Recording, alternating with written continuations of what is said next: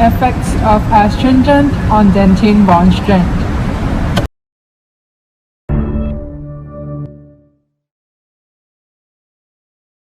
There is this toothware in front of your tooth, and today we are gonna fill it with composite. Live from main clinic. Now there is a dentist treating the patient. Let's see what they are doing.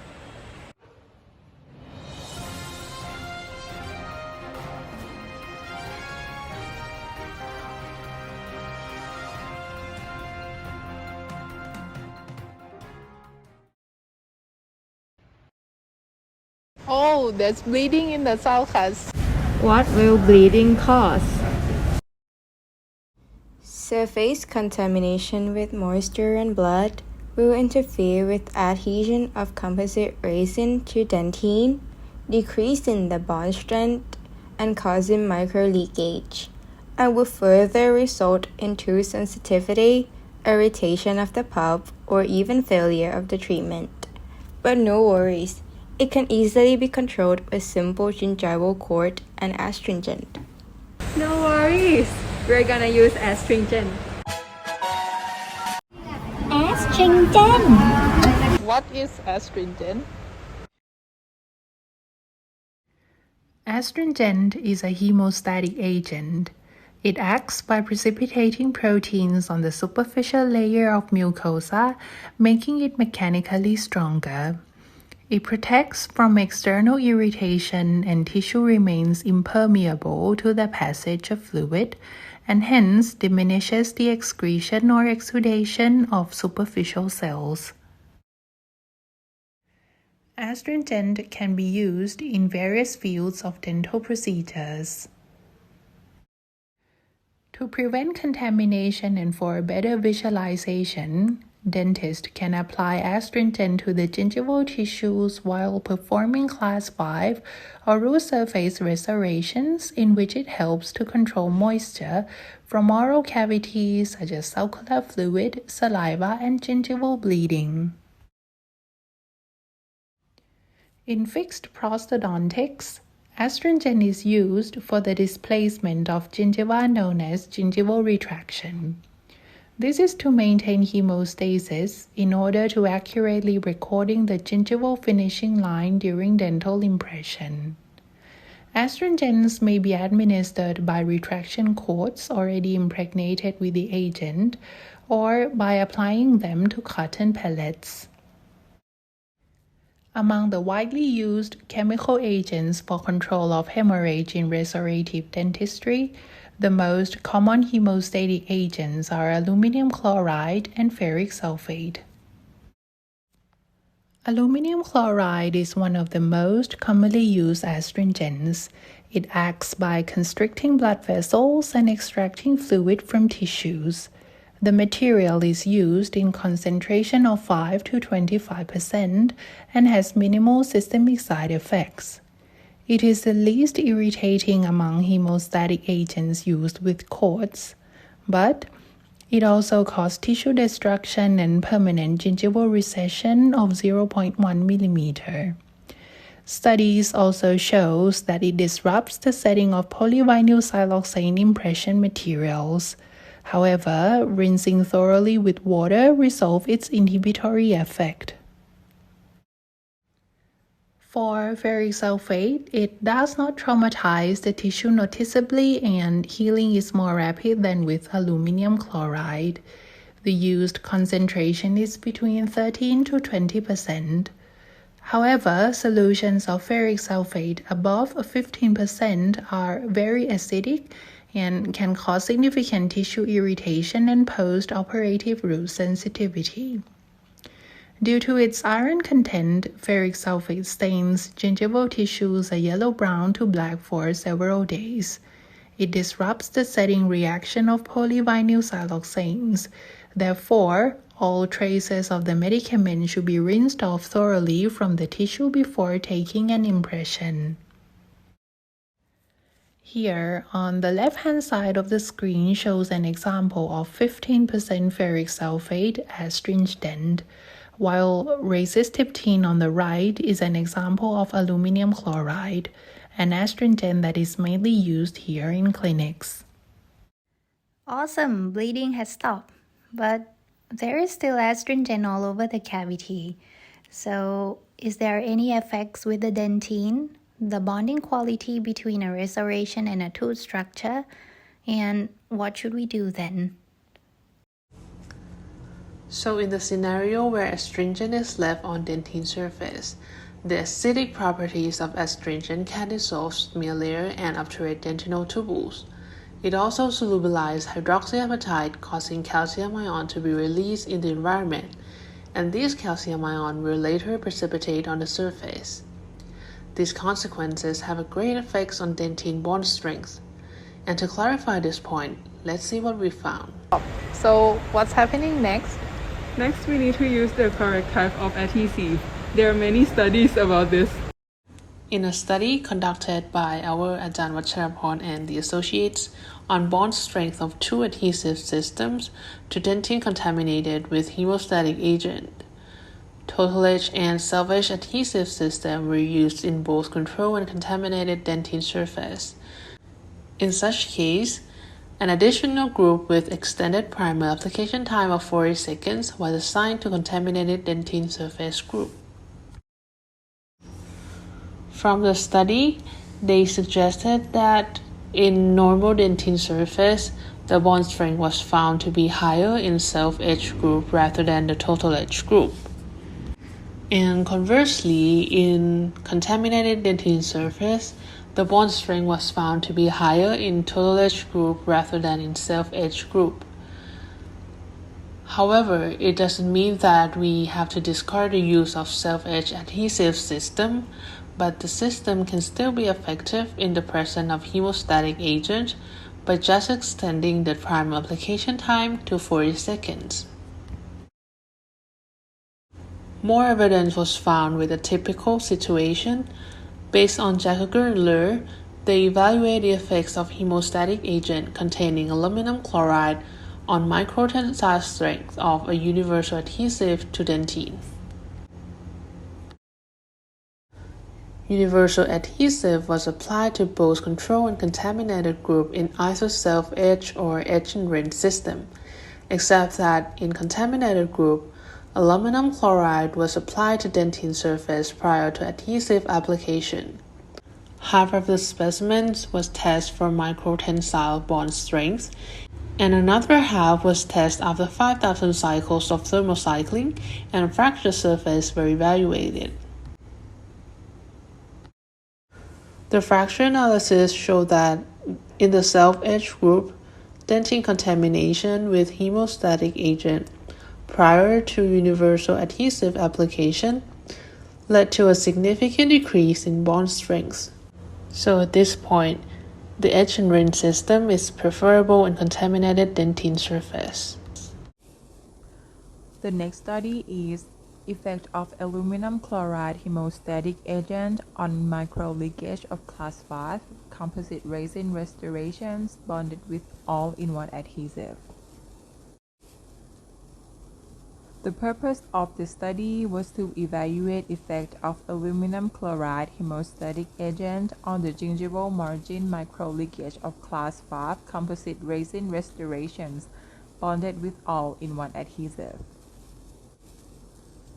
Recently, new all-in-one adhesive systems, or we call 7th generation one-step self-etch, have been introduced, which have simplified the bonding process. These systems do not require separate etching, rinsing, and drying steps. As a result, the possibility of dentine desiccation is eliminated, and the time needed for a restorative procedure decreases.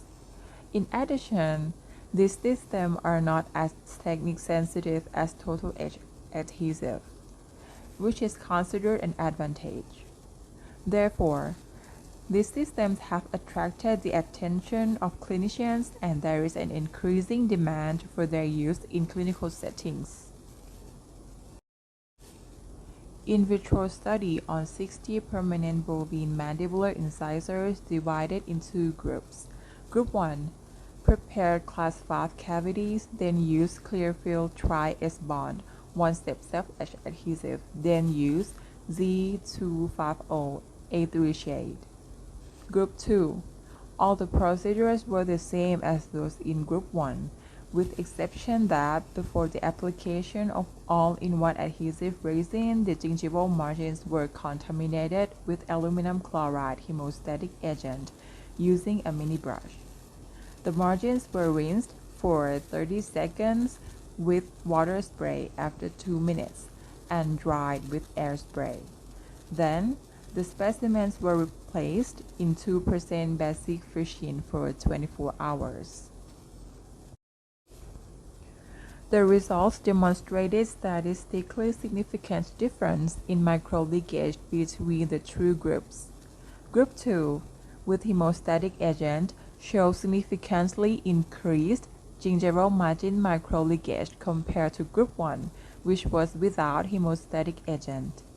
These results are consistent and the results of previous studies indicating that bond strength decreases with the contamination of surface with hemostatic agent in Class 5 composite resin restorations bonded with self-etch adhesive resins. The decrease in sealing ability and increase in microleakage subsequent to the use of aluminum chloride hemostatic agent might be attributed to the removal of the smear layer and relative obstruction of the dentinal tubules, which influence the dentin bonding mechanism in the self-etch systems, which are dependent on the exposed collagen fibers and modified smear layer. In addition, surface contamination with aluminum chloride reduces demineralization after the use of self-etch system, which might be attributed to the fact that the hemostatic agent replaces calcium in hydroxyapatite and produces an insoluble compound. Therefore, demineralization becomes limited in the self-etch systems, which have weak acidity. As a result, the bonding mechanism of self-etch system is influenced. An experiment was conducted by Ajami et al. On effect of 3 different contamination removal methods on bond strength of a self-etching adhesive to dentine contaminated with an aluminum chloride hemostatic agent. The study evaluated the effect of 3 different contamination removal methods: water, EDTA, phosphoric acid, on bond strength of one-step self-etching adhesive clear-fill Trias bond to dentine contaminated with an aluminum chloride chemostatic agent. In this study, it was shown that the shear bond strength of self-etching adhesive of astringent contaminated dentine is significantly lower than in normal dentine. Rinsing with water would help elevate the bond strength, but it is still significantly lower than in normal dentine. However, with rinsing with 70 degrees Celsius EDTA followed by water, increase the bond strength to almost the bond strength level of self-etch adhesive of normal dentine. In another study by Tampalut and Panich on the effect of hemostatic agent contaminations on microleakage of 2 self-etching adhesives, where the effect of contamination were compared between rinsing and not rinsing with water on microleakage at the gingival walls of cavity restored with resin composite by using 2 types of self-etching adhesive, the clear-fill SE bond and the clear-fill Trias bond. It was found that for both adhesives, the hemostatic agent contamination without water rinsing prior to composite resin restoration using a self-etching adhesives promoted microleakage at the gingival wall of the cavity, resulting with a significantly higher microleakage than in the control group and the group that was rinsed with water prior to the application of primer. When filling class 5 cavities, we use gingerol cord and sometimes astringent to control bleeding. The astringent we use in main clinic is racetryptane, which is 25% aluminum chloride. Keep in mind that the contamination of this astringent have little to none effect on the microshare bond strength of composite resin to dentine in total etch adhesive, but decreases the bond strength in self-etch adhesive, causing gaps and micro leakage that will further result in tooth sensitivity, recurrent of the caries, and irritation of the pulp. So, if total etch adhesive can be used with the cavity, go for it. Use it like normal, because the contaminants will be removed by phosphoric acid, hence no effects on the bond strength. But if self-etching adhesive is indicated, but you don't want to risk having micro leakage, in this case for Clearfield SE bond that we use in the main clinic, it was recommended that we extend the primer application time to 40 seconds for more etching effects for higher microshare bond strength. So, again, when filling an astringent contaminated class 5 cavity, if it's decided that etch and rinse adhesive should be used on the cavity, it is fine to use it as normally according to the instructions, as it does not significantly affect the microshare bond strength of the restoration. But if self-etch adhesive is indicated, the problem with bond strength and micro leakage can be helped by extending the primer application time to 40 seconds to enhance the etching effects, or rinsing with water, or rinsing with 70 degrees Celsius EDTA for 1 minute and followed by 30 seconds of water. Well, we use astringent in class 5 when there's bleeding, but if there's no bleeding, there's no need for an astringent. And if you use astringent, total etch would be your best choice. I see. That's helped a lot. Thank you very much.